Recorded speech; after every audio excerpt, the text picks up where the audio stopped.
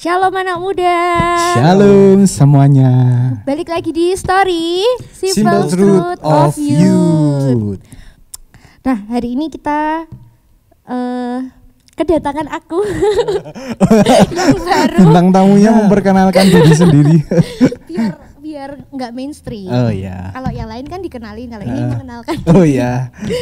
Kembali lagi ada aku yang udah lama nggak muncul di story. Mana? Pergi ke Semarang. Kuliah. Kuliah.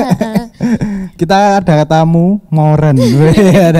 Dan ada juga yang jarang kelihatan sama Oka. Di sini udah sering, nggak usah sih. Ya, hari ini kita mau bahas tentang apa sih? Tentang apa ya Kak Mauren? Kayaknya nggak ada ya, kita pulang aja. Enggak guys. Jadi hari ini tuh kita mau bahas tentang skill-skill apa aja sih yang perlu dimiliki sebagai anak muda, terutama gimana caranya untuk kita tetap produktif walaupun di masa pandemi sih, menurut aku. Ya, jadi waktu pandemi gini nih banyak nganggur di rumah ya sebenarnya. Ya yang tugas ya mesti tugas. Cuma kita biasanya yang sibuk di sekolah, sekarang di rumah setelah PR selesai kita mau ngapain bingung gitu. Karena enggak boleh keluar juga, enggak boleh dulan-dulan jauh-jauh gitu. Meh tidur terus ya bosen gitu. Sampai kasur itu meh ditidur itu udah nolak. Jadi aku. Udah sampai kayak ngelihat kamar tuh yang kayak kamarnya yang udah capek ngelihat kita juga di kamar.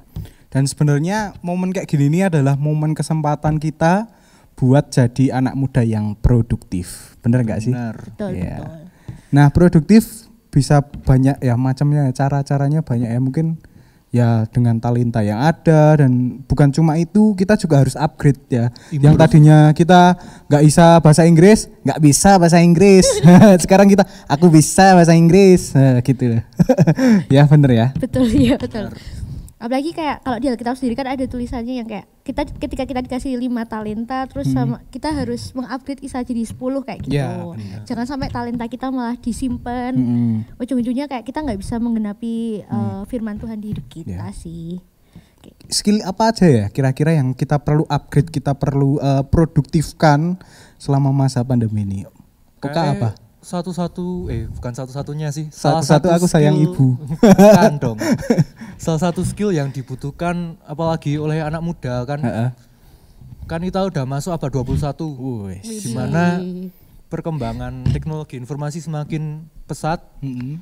Dan kita itu bisa menjangkau luar negeri Indonesia itu dengan mudah kan. Iya, betul. Jadi kalau menurut saya pribadi penting untuk bisa menguasai bahasa asing, terutama bahasa nomor 1 di dunia, bahasa Inggris kan? Inggris ya. Karena pun di Indonesia juga sekarang kalau kita misalnya membaca tutorial, terus lihat misalnya berita internasional, itu ya bahasanya bahasa Inggris gitu ya, bukan bahasa Jawa, bukan bahasa Indonesia gitu ya. Jadi yang nomor 1 bahasa Inggris. Ya, makanya apa? Makanya orang-orang tua kan sok bingung sekarang. Sok suruh tanya, "Oh, iki maksudnya opo to?" Nah, itu nek logat paraannya. Maksudnya. Ya, jadi yang pertama bahasa Inggris gimana? Kalau Moren setuju nggak? Aku setuju sih, soalnya mau nggak mau kita juga ketemu sama orang nggak cuman lokal gitu loh. Dan banyak platform yang memungkinkan, misal di Instagram, Twitter, Facebook atau apalah, kita bisa chatting sama orang luar, bisa belajar. Kalau misal versi anak muda Kristen ya bisa juga baca Alkitab dengan versi bahasa asingnya, kayak pakai King James lah atau yang lain kayak gitu sih. Menurut aku ya penting sih. Ngomong-ngomong tentang tadi platform, kalau menurut Oka apa? Ini buat melatih bahasa Inggris ini apa? Apa ya? Apakah harus kursus dengan orang bahasa Inggris? Kayaknya enggak sih. Enggak juga ya. Nek pengalaman pribadi ya. Nek aku tuh belajar bahasa Inggris dari nonton film bahasa Inggris. Nonton Marvel. Iya, paling benar. gampang. Iya, betul. Sambil latihan listeningnya. Iya, betul. Dan sebenarnya pun saat ini kan teknologi itu sudah banyak, game juga banyak. Kalau teman-teman tahu game Duolingo itu juga itu kan melatih bahasa Inggris. Iya, betul. Ada bahasa Rusia, ada bahasa Spanyol juga, dan yang jelas ada bahasa Inggris gitu. Dan kalau gurunya ngajar bahasa Inggris, jangan lupa diperhatikan karena itu penting gitu. Iya betul. Yang Walaupun SMA, nggak suka, walaupun ngantuk, nggak apa-apa. Walaupun Dengerin bosen. aja. Ya. Tadi kita juga sudah nyenggol tentang teknologi kata Mas Oka. Nah, kita di teknologi di era abad 21 ini teknologi sekarang menguasai segalanya. Mau pesen makan aja harus sekarang bisa pakai teknologi, pakai HP. Belajar juga pakai HP. Jadi yang kedua ini kita harus bisa menguasai yang namanya teknologi. Nggak harus yang advance gitu, tapi kita bisa yang dasar-dasar dulu. Misalnya kalau di akuntansi itu Excel ya biasanya ya. Excel ya betul. Excel. Terus kalau yang lumayan sangat penting itu apa kalau di bagian teknologi menurut Mauren sama Oka? Siapa dulu ini? Mungkin Kak Moren. Oke. Urut umur tuh ya. Aduh. Kalau aku ya mungkin teknologinya ya yang aku rasa emang deket sama aku butuhin gitu loh. Misal karena aku kuliah di komunikasi mungkin ya, karena butuh mengetahui tentang sosial media itu seperti apa kayak gitu. Jadi yang aku pelajarin ya cara menghitung apa sih kayak insight Instagram itu kan juga pengetahuan dasar tentang teknologi ya menurut aku. Kayak gitu sih. Jadi ya mungkin kamu nggak usah cari yang jauh-jauh, cari aja yang relate sama kehidupan kamu. Misal kamu sering pakai Zoom nih, ya kamu belajarin dulu tentang Zoom. Nanti bisa aja dari kamu belajar tentang Zoom, nemu, oh ini tuh bisa dihasilkan uang kayak gitu kan bisa juga. Gitu sih menurut aku. Kalau Oka? Nek aku pribadi penguasaan teknologi paling dasar apa ya? Kayak yang paling sering kita pegang tiap hari kan handphone. Gimana caranya kita maksimalin semua fitur yang ada di handphone tuh kayak lebih penting daripada kita nyari-nyari yang luar dulu. Karena HP itu hampir semuanya punya dan itu sudah punya sudah tersedia kayak semua kapasitas ada yang ya dan sebenarnya itu potensi yang besar ya HP itu ya. Nah, kalau Mas Yosa sendiri? Kalau saya sendiri mungkin ini ada kaitannya dengan tips yang selanjutnya yaitu dengan skill desain grafis, edit foto, video dasar. Nah, di pandemi ini banyak sekali TikTokers baru gitu loh. Dan TikTok udah mulai naik banget loh.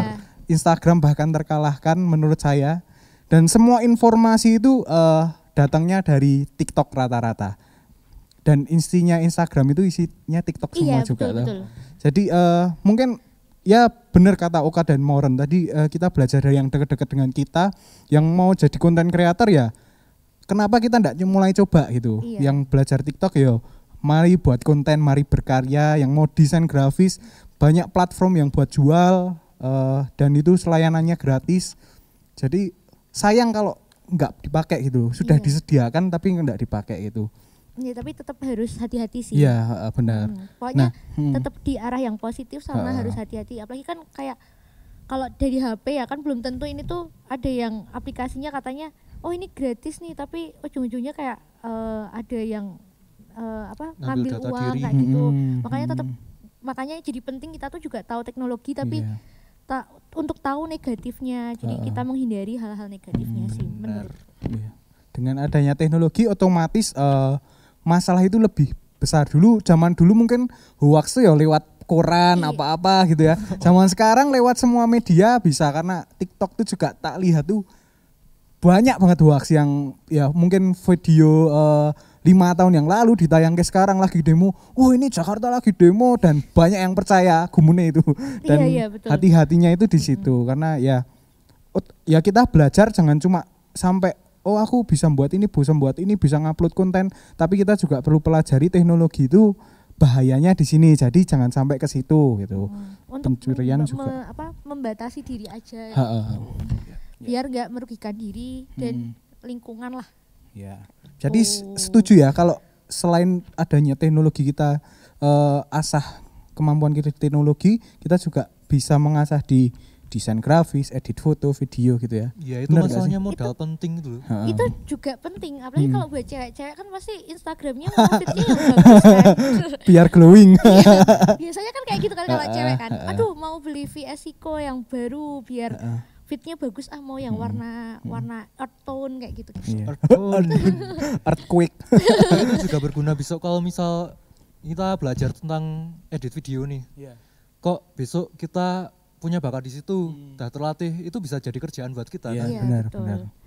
Dan kayaknya tuh hampir semua jurusan tuh pasti ada tugas video. Gitu loh. Iya. Bener nggak? Apalagi Komunikasi sekarang. juga toh? Iya. Kamu juga ada toh SMA? Iya, Ada toh? Apalagi sekarang kalau pandemi itu paling Iya. katanya sih paling males sih betul. momoknya Betul. anak-anak sekolahan. Jadi seenggaknya kita harus bisa editing cut. Gak usah sampai yang yang green screen, apa yang Nggak usah animasi bagus-bagus visual dulu lah apa ya. kita belajar dari sedikit dulu lama-lama menjadi bukit. Setuju? Berarti setuju ya, ini kita harus asah skill edit video, desain Foto, grafis juga iya. ya. Oke, karena desain grafis juga bisa dipakai buat kita ketika membuat CV. Kalau CV-nya menarik pasti perusahaan-perusahaan juga akan tertarik gitu ya. Iya betul, memudahkan untuk nyari kerja lah, Yes, mendapatkan benar. uang terutama. Yang selanjutnya ada skill komunikasi tertulis buat karya ilmiah. Ternyata itu juga penting ya. Iya, penting. Karena kalau skripsi kuliah semuanya juga ada itu. Setuju nggak? Setuju. Tugas SMA juga ada itu ya, Semuanya karya nulis. ilmiah. Semuanya nulis. Semuanya Sebenarnya nulis, kebanyakan iya nulis. betul sih. Ya walaupun nggak nulis mungkin sekarang ngetik ya. Ketik, iya. Nah. Tapi kan itu tetap nulis maksudnya. Oh iya ding, menulis digital. Menulis, iya. Setuju Oka? Berarti menulis karya ilmiah itu juga perlu belajar ya. Perlu sih. Terus Kalau menurutku ya, ngomong, ntar aku ngomong. Ini tuh kenapa jadi penting soalnya gini. Kadang tuh kita tuh kan kalau kita ngomong sama orang dan kita nulis karya ilmiah itu pasti beda dong harusnya kan. Soalnya kalau karya ilmiah itu kan lebih saintis lah, intinya kayak berdasarkan fakta, berdasarkan teori yang ada kayak gitu. Aduh, bahasanya juga harus efektif sesuai Iya. KBBI. Iya betul. Jadi baku, gitu ya. makanya itu kayak kenapa jadi penting untuk dilatih, karena mungkin kita merasa kayak wah aku bisa nulis nih. Kan beda cerita kamu menulis cerita dengan kamu menulis karya ilmiah. Kamu Iya. nulis fiksi sama karya ilmiah kan jelas beda. Iya, betul. Kayak gitu sih menurut. Oke. Ya. Betul Oke, kan? Sekarang kita next. Next. Yang ini sangat penting, ini menurut saya penting banget. Apa tuh? Ini? Apa? Ada yang bisa baca enggak ini? Aduh, apa tuh yang BTW mana kita nih? sudah ada contekan. Masalahnya tuh ini menurut aku penting semua nih, Kak. Oh, Gimana penting nih? semua. Iya. Oh ya, enggak apa-apa ya, boleh. Saya tebak nih, Ya. pasti Tebak. tentang waktu-waktu. Iya, betul. Time is money. Waduh. Ya, karena waktu itu begitu penting, waktu enggak bisa diulangi, jadi manajemen waktu itu sangat penting. Ya. Ada yang mau isi? Ini siapa? Aku Ya. ngomong. Terlebih ya kayak sekarang kan pasti di rumah aja tuh biasanya kalau aku nih bangun tidur, makan, dah goleran di rumah ya. betul. Nggak ngapa-ngapain tuh itu kan kayak wasting time gitu kan, buang-buang waktu. Sedangkan harusnya kalau kita udah punya manajemen waktu tuh jadi tahu gitu loh, hari ini aku mau ngapain aja, hari ini ada kegiatan kuliah, ada kegiatan sekolah, ada kegiatan sama teman kayak gitu. Kayak menurutku tuh penting untuk ditata karena kayak kita jadi menghargai waktu dan apa ya, nggak menyesal gitu loh. Ketika kita buang-buang waktu tuh jadi agak mikirnya kayak aduh kok tadi harusnya aku bisa ini ya, harusnya tadi aku bisa selesaiin tugas jadi aku bisa santai, sekarang aku malah harus bergadang kayak gitu sih. Kalau Oka? Nah aku aku pernah dengar di TikTok nih. TikTok lagi nih. Jadi kalau kita buang-buang waktu, kita malas-malasan itu sebenarnya ya sama ya dengan dosa loh. Wah, Semakin kita nggak produktif, semakin kita nyiak-nyiak waktu yang dikasih ke Tuhan. Toh di Alkitab dibilang kalau kamu malas belajarlah pada semut kan. wah iya betul. Ya kayak saya nih kan siswa SMA. Siswa SMA di zaman Mau kuliah kan? pandemi. OTW. Itu tugasnya satu guru seminggu ada 3 dikali beberapa mapel kan. Sisa waktu batas waktu ngumpulin biasanya cuma 3 hari 4 hari. Dan itu kalau kita nggak pinter-pinter itu paling ngerjakinnya beberapa jam sebelum deadline itu malah nggak karuan itu. Iya. Itu malah merusak diri kita sendiri itu loh. Terus ya merusak rapot juga ya. Oh. Oh Ya. iya, aku Oh, juga gimana? ada cerita nih. Kalau aku nggak tahu sih, karena tiap orang beda-beda ya. Ada nih yang bisa ngerjain waktu deadline. Oh. Ada juga orang yang, kalau aku sih lebih tipe yang kayak, wah aku harus netapin waktu maksimal tanggal segini harus selesai. Jadi aku bagi tips aja. Kalau aku mending kayak udah tahu nih bakal sibuk atau bakal ada kegiatan apa, mending kalian tuh udah tahu kegiatan yang harus kalian lakukan dulu. Jadi jangan sampai kalian tuh menyesal udah buang-buang waktu itu sih kalau aku. Ya aku juga sempat dengar sih di sebuah podcast yang lain, dan pas itu bintang tamunya Mas Yonglek. Ya. Tapi ya walaupun kita tahu memang dia ya gimana ya, tapi ada sesuatu pembelajaran yang dia ngomong tuh benar juga. Dia tuh bilang investasi terbaik itu adalah diri kita sendiri. Itu benar. Iya, Nah, betul. kaitannya sama waktu tuh apa? Karena diri kita itu kita bisa invest sesuatu itu kan ketika misalnya kita mau invest bakat nih di kita. Nah, itu kan butuh waktu. Nah, jadi ya investasi terbaik itu lewat dengan adanya waktu itu, kita memanfaatkan waktu itu buat investasi diri kita gitu loh. Walaupun kita misalnya nggak punya uang misalnya seandainya, ya walaupun semua di bumi ini butuh uang ya namanya, tapi ketika kita punya investasi buat diri kita ya, termasuk tadi yang ya teknologi, kemudian bahasa, itu nanti akan rezekinya akan mengikuti kita gitu loh. Jadi kita ndak usah khawatir yang ngoyo harus investasi saham apa gitu. Kita pikir dulu buat investasi diri kita sendiri dulu gitu loh maksudnya.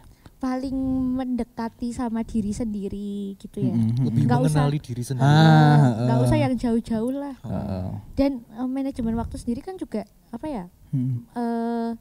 penting untuk kita nggak menyia-nyiakan waktu-waktu. Maksudnya menurutku kayak kalian boleh sih menghibur diri. Misal suntuk nih seharian sekolah, nggak apa-apa kalau misal habis itu kalian nonton drama atau main game kayak gitu. Ya nggak apa-apa, cuman harus tahu batasnya kayak gitu. Bucin juga nggak apa-apa. Dan karena gini, manajemen waktu itu adalah sesuatu hal yang sebenarnya kita itu sudah diberikan dari ya mungkin sejak remaja itu sebenarnya kita bisa belajar. Kalau saham kan maksudnya terbatas umur ya, karena kita masih masih dari uang saku orang tua gitu. Kita belum bisa yang muluk-muluk gitu. Tapi kalau kita waktu itu kan kita masih pasti dikasih. Jadi itu tuh harus dimanfaatkan gitu. Mulai dari yang ya SMP, SMA, bahkan SD pun kalau kalian sudah belajar investasi waktu itu luar biasa gitu. Iya. Iya. Jangan sampai menyesal aja sih menurut aku. Oke, ada mau nambahi tentang? Udah cukup. Saya juga orang yang kurang bisa mengatur waktu. Ya, sama semuanya itu kalau dipikir tuh hampir sama ya. Tetap Kamu ada. ya toh? Iya ada. Kita semua pasti ada titik bolongnya masing-masing. Dan yang penting ya kita berusaha gitu aja ya. Efektifnya orang-orang kan beda-beda ya. Benar. Nah, tadi kita juga sempat nyinggung tentang investasi saham juga. Nah, ini yang selanjutnya skill yang perlu diasah buat teman-teman yang di rumah, mungkin nggak harus yang level tinggi yang sudah punya penghasilan sendiri, enggak. Tapi dari yang teman-teman punya uang saku dari orang tua, bisa kita belajar yang namanya mengatur keuangan gitu. Mengatur keuangan dan belajar menabung serta investasi untuk masa depan. Nggak selamanya uang saku itu harus dihabiskan gitu ya. Iya. Berarti kita juga bisa menabung, bisa juga dikembangkan buat modal usaha gitu ya. Iya. Gimana menurut teman-teman? Benar enggak? Setuju enggak? Ya Oka dulu. Oh ya. Iya, Oka dulu. Nah, aku setuju sih, Kak. Soalnya ya emang kita manusia butuh uang, tapi uang tuh bukan segalanya kan. Waduh, iya betul. Itu kata Pak Pendeta setiap minggu. Pak Pendeta. Iya. Kalau buat aku sendiri sih, cara tersimpel buat kita latihan manajemen uang adalah kita manage dulu mana skala prioritas kita yang urut dari yang paling penting sampai paling bawah. Ya. Itu kan termasuk dalam suatu Manajemen pengajaran uang, ya, kan. betul. Iya, betul. Bahkan nanti kalau misalnya di TikTok tuh banyak ini tentang kalau misalnya udah punya gaji, manajemen uang tuh gimana? Oh, yang 30% buat makan, terus 10% buat perpuluhan. Itu yang penting perpuluhan. Oh iya, penting sekali yang sudah punya teman-teman. penghasilan. Kemudian ada uang jaga-jaga gitu ya, Iya. itu manajemen uang. Nanti kalau yang sudah dewasa nanti mungkin bisa belajar di internet juga. Tapi kalau yang kecil-kecil masih SMP, SMA, belum punya penghasilan. kayak saya. Kita kuliah juga belum punya penghasilan. Iya ya, karena kita masih sekolah ya. Iya, masih sekolah. Itu perlu kita belajar juga yang namanya nabung. Bahkan yang udah 17 plus tuh sekarang bisa belajar investasi saham loh. Oh betul. Dan saya cukup mengikuti dan saya cukup mencoba walaupun akhir-akhir ini rugi gitu.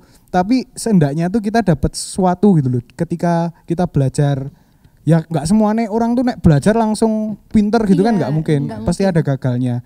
Dan ya sabar aja sedikit-sedikit, mungkin dari 100.000, 200.000, 300, nanti 500, bahkan nanti bisa sampai 10 juta. Dan kalau sudah berhasil nanti teman-teman tinggal ngecul kayak aja dapat penghasilan gitu. Nanggepi Yosa, iya namanya belajar. Tapi BTW main saham itu termasuk haram nggak sih? Aduh. Haram. Termasuk kita itu kayak judi nggak sih? Kalau teman-teman menurut teman-teman gimana? Nah aku nggak. Kenapa? Karena kita memberi saham dari PT tertentu kan secara sah. Di PT tersebut kan uang kita juga diolah. Dan kita mendapatkan profit dari situ kan. Yeah. Kalau judi kan kita masang segini terus nanti dapatnya berkali-kali. Bejo-bejonan itu ya. Iya. Setuju sih sama Oka. Alasannya lebih logis itu secara logisnya. Tapi kalau menurut aku kayak kan kalau saham ya menurut aku juga dikelola dengan ada hitungannya gitu loh. Jadi bukan yang kalau judi kan kayak kita taruhan gitu kan. Kalau saham kan menurutku ada pengelolanya, ada berapa persen ini gitu sih menurut. Dan sebenarnya kalau mau beli saham itu kan kita harus tahu analisisnya, maksudnya laporan keuangan, dan itu aku pun nggak menganggap kalau ada yang bilang wah kan sahamnya kan kayak judi, saya nggak setuju gitu. Kenapa? Karena tanam saham itu ibarat kayak kita itu beli toko, kemudian kita nggak tahu tokonya itu mau untung apa enggak gitu toh. Jadi ya itu kalau memang berkat Tuhan ya kita dapat gitu. Iya. Jadi dan maksudnya ini nggak mutlak kita menyuruh kalian merasa kayak oh ini tuh halal kok, halal. Dan ini pandangan kita ya. Kita pribadi gitu. Secara pribadi. Yeah. Kalau kalian merasa haram ya udah nggak usah main saham, main aja yang lain. Menabung misalnya main PS. Ada apa sih selain itu ada reksadana, masih ada banyak hal yang bisa dilakukan kok. Sebenarnya juga bisa mungkin yang kecil-kecilan kayak yang biasa reseller ini namanya skincare gitu. Oh, itu kan kita bisa pakai uang itu buat modal, kemudian kita kembangkan, itu kan juga salah satu wujud investasi sebenarnya, karena uangnya meningkat ya, bukan yuk tetap segitu terus gitu ya. Tadi nanggepin Yosa jadi lupa loh aku. Apa? Nggak tahu, udah lupa. Tapi ngomong-ngomong soal keuangan tuh kenapa penting, soalnya ya kita mau nggak mau hidup butuh uang gitu kan. Dan apalagi kalau misal udah nanti kerja kayak gitu, kayak apalagi orang tua udah lepas tangan kayak gitu, jadi kembali lagi ke diri sendiri untuk bagaimana kita manage uang itu sendiri. Nah aku juga belajar lihat di salah satu di Google atau apa aku lupa, ada kayak lingkaran gitu. Jadi kayak tadi yang saya bilang itu, di lingkaran itu udah ada berapa persen yang harus kita penuhin kayak gitu. Dan menurut aku sendiri juga menekankan ego sama gengsi kita sih, walaupun misal kayak kita habis terima uang nih, jadi yang kita prioritasin dulu ya yang kita butuhin dulu. Misal hari itu butuh untuk makan, ya udah kita berapa persen nih buat makan. Jangan aku baru dapat gaji aku mau beli tas LV kayak gitu. Jangan sampai kayak gitu. Ya itu memang khusus Sultan sih, nek Sultan ya hitungannya udah beda ya. Tapi menurut aku ya itu maksudnya tekanin ego dan gengsi diri sendiri. Biar keuangan kita juga lancar kayak gitu. Apalagi aku juga dari SMP tuh, aku tuh dari SMP, aku cerita aja deh, aku dulu dari SMP tuh uang jajan tuh nggak per hari, jadi 1 minggu gitu kan. Nah dan kalau itu sisa ya aku minta ditabungin ke bank kayak gitu. Jadi dan itu ya emang sekarang tuh jadi kayak udah punya uang sendiri gitu loh teman-teman. Tapi jangan sampai ketika kita ngirit-ngirit uangnya kita, misalnya wah ini jangan terus kita nyusah ke orang gitu, jangan sampai juga. Betul. Tapi kita bisa malah jadi berkat, itu malah yang luar biasa gitu ya. Benar. Dan yang pasti tadi jangan lupa untuk 10% untuk persembahan ya teman-teman. Haleluya. Oh iya. Next. Oh apa? Enggak. Omong-omong juga jangan pernah kalian ngomong sama teman kalian gini, kalau habis makan gitu pakai uang kamu dulu ya kayak gitu. Jangan sampai ya. Kasihan kan kita belum tahu teman kita tuh masih punya uang apa enggak. Ya betul. Yo next. Next apakah? Nextnya yang selanjutnya adalah mengenal dan mengendalikan diri sendiri. Mbah ini. Waduh. Ini juga sempat dibahas di story yang lalu, sakit hati juga gitu ya. Psikologi sekali. Psikologis ya. Ternyata di era pandemi ini banyak yang lebih emosional jadian. Ada yang lebih di sini nih nggak susah mengendalikan diri gitu. Jadi karena ya di rumah terus, udah nggak pernah refreshing, jadinya ya wah di otak tuh rasanya itu sekolah, nang omah, gitu ya. Ketemunya itu terus. Jadi ya jadikan masalah ini, ya ini kan kita hitungannya sebagai masalah ya, karena ini di luar kenyamanan kita atau di rumah terus. Jadikan masalah itu jadi pembelajaran gitu. Kalau biasanya kalau kita nyebut itu masalah itu jadi kita buat mengupgrade gitu loh. Buat kayak meningkatkan level emosi kita atau ya bahkan saya tuh kadang tuh nantang, mau cerita sih, nantang emosi saya ketika di TikTok gitu loh. Kadang tuh kan wah rasanya tuh gatel buat komen gitu loh. Kalau ada yang hoax, alah koyo ngene dilebokke, alah kayak gini-gini aja disebarke gitu. Ya misalnya pemerintah kita gitu aja. Kan aku kadang tuh ya vaksin tuh rasanya tuh pengen ngunek-ngunek tapi belajar buat nahan diri, gimana carane lah dianggap hiburan aja lah. Nah itu juga salah satu cara buat melatih gitu kita buat biar enggak gampang emosi. Iya. Dari Oka apa? Nek buat aku sendiri ya.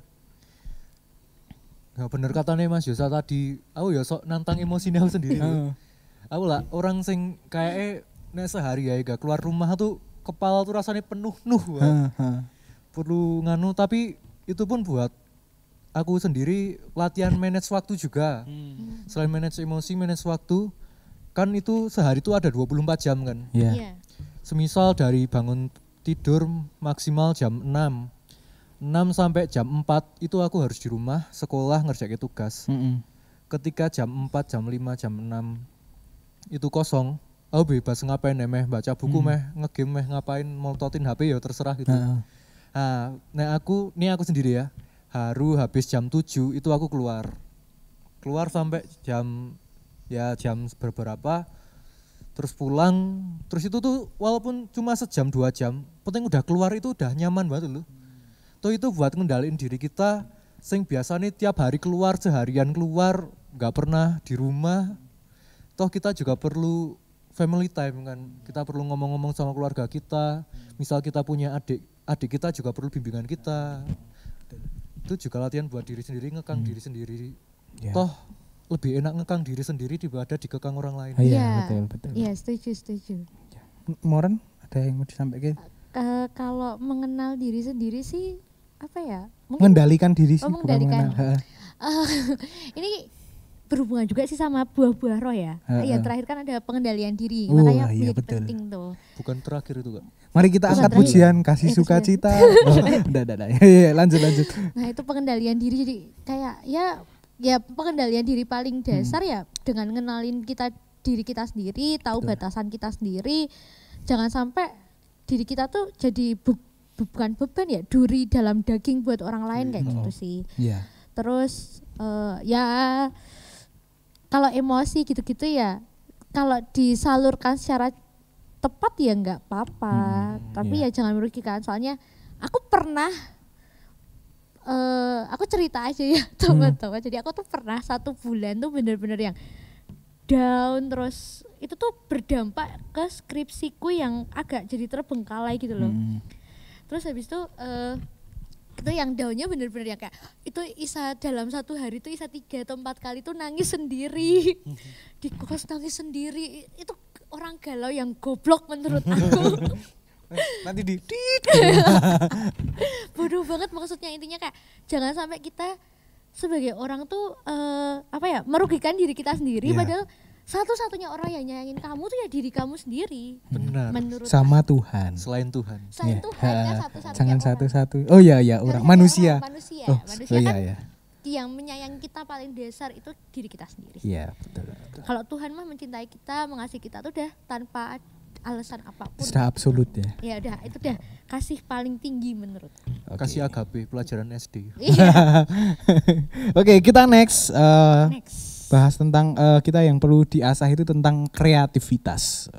Aduh, apa tuh? Kreativitas. Ini nih juga sempat jadi tema buat anak-anak sekolah minggu juga sih, karena incredible tuh intimacy kreatif. Nah, jadi yang di kreatif ini. Oh, nih. Nah, oh ya itu. Kreatif itu ada di Pelnap itu. Jadi kita semua itu sebenarnya punya kekreatifan masing-masing sebenarnya. Masing-masing. Ya. Cuma ada yang dikeluarkan apa enggak gitu, itu masalahnya di situ. Oh, pilihan kita sendiri gitu ya. Mau jadi kreatif apa enggak, itu sebenarnya kita tuh sudah punya modal gitu loh. Nah, di era pandemi ini kita itu dituntut buat kreatif. Kenapa? Mungkin kalau yang sudah dewasa, yang sudah orang tua dituntut kreatif buat karena mungkin penghasilan jadi lebih sedikit gitu, dan kita harus dituntut kreatif supaya kita tetap bisa hidup dengan keadaan seperti ini untuk survival gitu ya istilahnya. Jadi dengan cara-cara yang baru, yang inovasi yang baru itu harus punya kita. Setuju nggak? Setuju. Mungkin kreatif bukan cuma hanya pekerjaan ya, tapi banyak hal. Ada banyak hal yang menurut aku kreatif tuh nggak harus berbau seni ya. Biasanya kalau orang kan mikirnya kreatif tuh seni kayak gitu.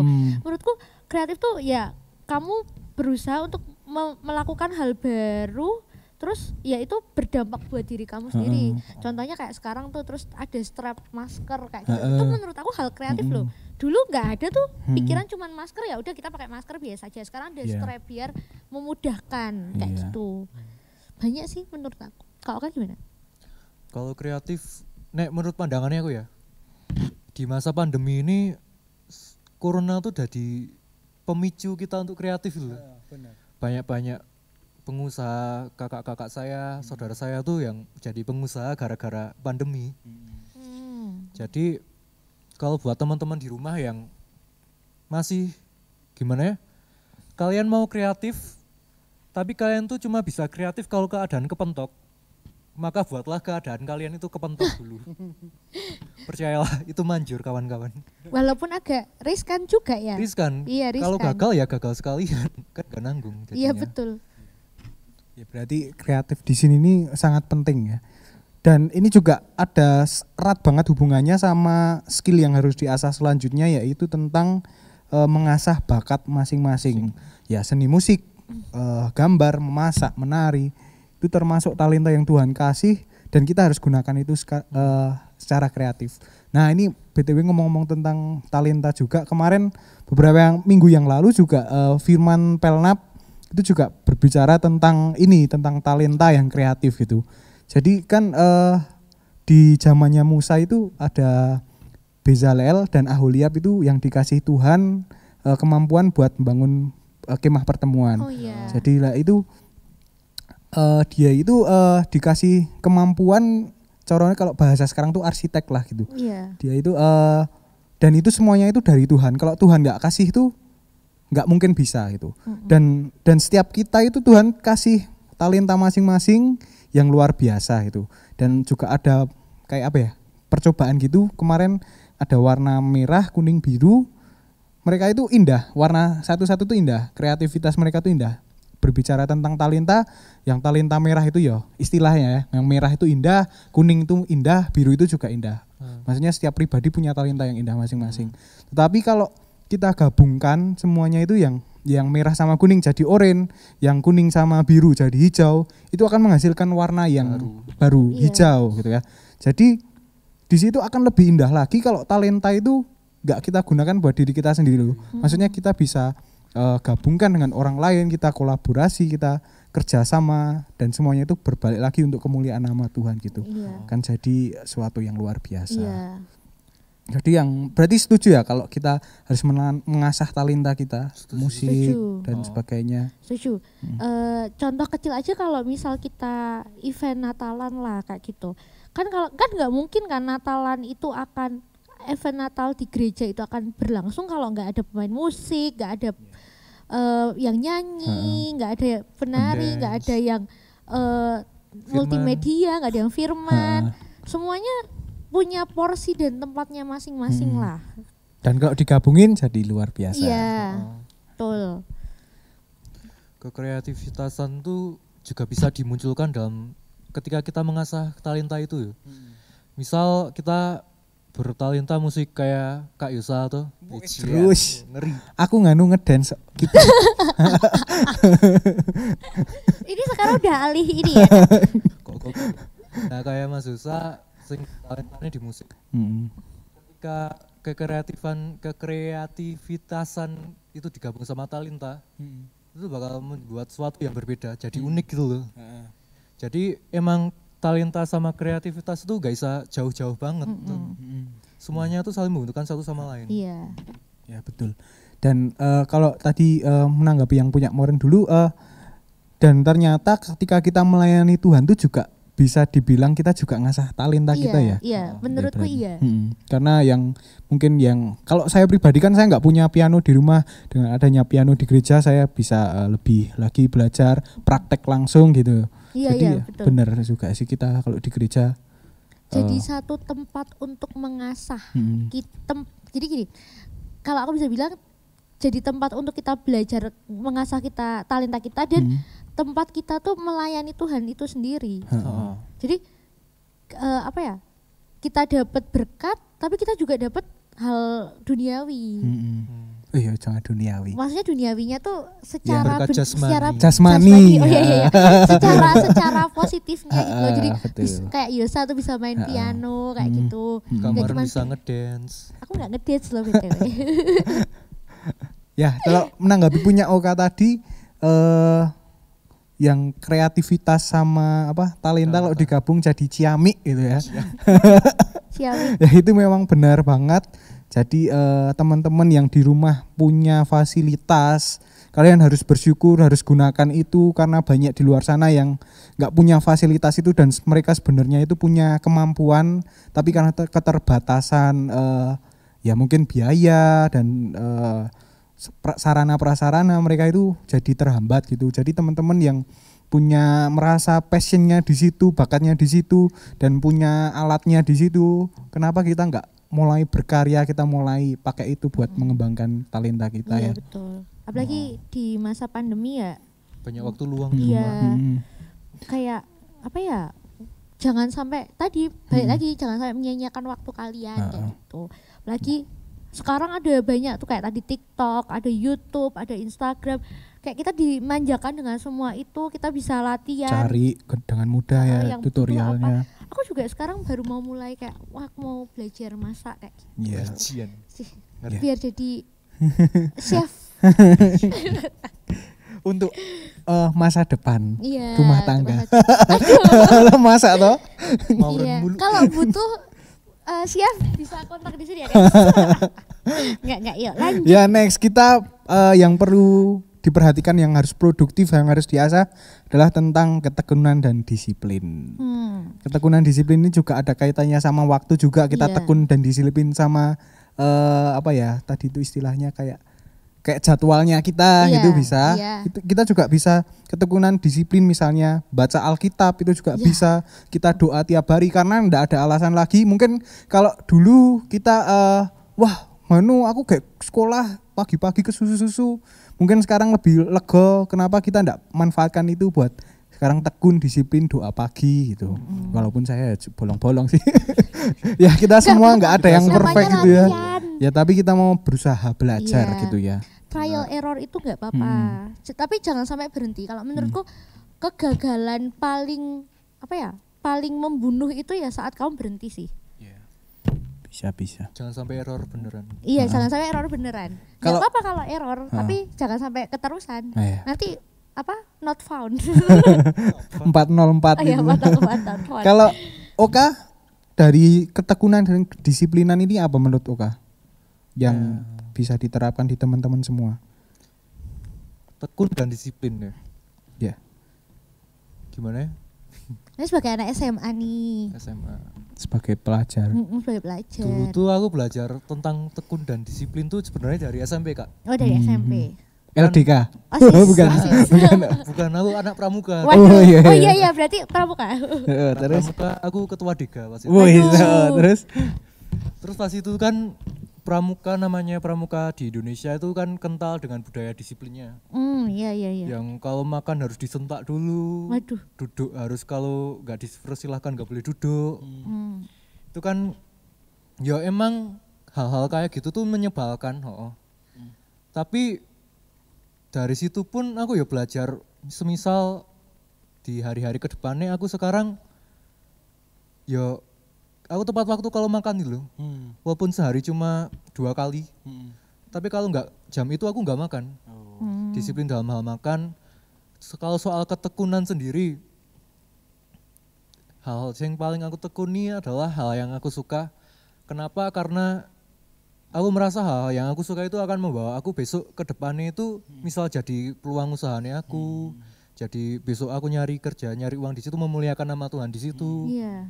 Kan banyak hal yang bisa kita lakuin lewat hal ketekunan dan kedisiplinan. Kalau teman-teman di rumah punya background tentang belajar ketekunan atau kedisiplinan sendiri, aku nggak masalah. Tapi yang menjadi masalah adalah cara kita mengimplementasikan itu dalam kehidupan sehari-hari ke depannya. Bukan dalam jangka waktu cuma 5 tahun, 10 tahun, enggak.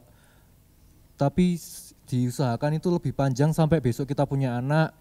Dan anak itu tuh bakal belajar itu dari orang tuanya kan. Iya. Kalau anaknya itu lihat orang tuanya kok disiplin, kok tekun, tanpa orang tua omong pun itu bakal anak kerasa. Iya, nanggepin juga itu tuh kayak aku juga pernah dengar katanya kalau anak ini jadi bahasanya dari tadi rumah tangga udah langsung ke anak nih. Ngomongin itu tuh anak itu walaupun dia diomongin, tapi yang dia tangkap itu yang dilakukan sama orang tuanya. Jadi menurutku ya itu jadi penting untuk tekun dan disiplin. Jadi kayak berdampak untuk lingkungan sekitar juga. Kalau sekarang istilahnya visual speaks louder. Oh iya, betul. Jadi yang dilihat itu berbicara lebih kencang daripada omongan-omongan tok gitu loh. Iya. Dan menurutku dari tekun dan disiplin itu juga jadi salah satu kita untuk pengendalian diri tadi. Karena kita tahu nih, kita tuh harus disiplin, kita harus tekun untuk mencapai sesuatu yang kita pengen. Walaupun awalnya mesti gak enak. Iya, semua kalau di awal pasti gak enak sih menurutku. Dan ketekunan sama disiplin ini juga bicara tentang hak dan kewajiban kita.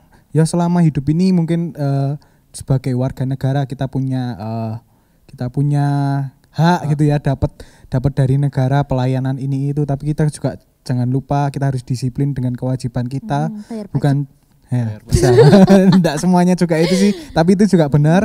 Dan kita juga kalau ya hal-hal yang rohani, misalnya kita ke gereja, kita enggak cuma bisa menuntut wah aku hak ini, wah iki kudune dolan, wah iki kudune ngene-ngene, wah pelayanannya harus tambah lagi, tapi kita lupa dengan kewajiban kita bahwa kita juga harus kita juga mengembangkan gereja, kita juga harus porsi rohaninya tuh ditambah lagi gitu. Bukan cuma yang senang-senang, tapi kita juga mau suatu yang rohani itu karena tujuan utama gereja itu kan rohani sebenarnya. Dan kalau ada yang refreshing itu bonus gitu ya.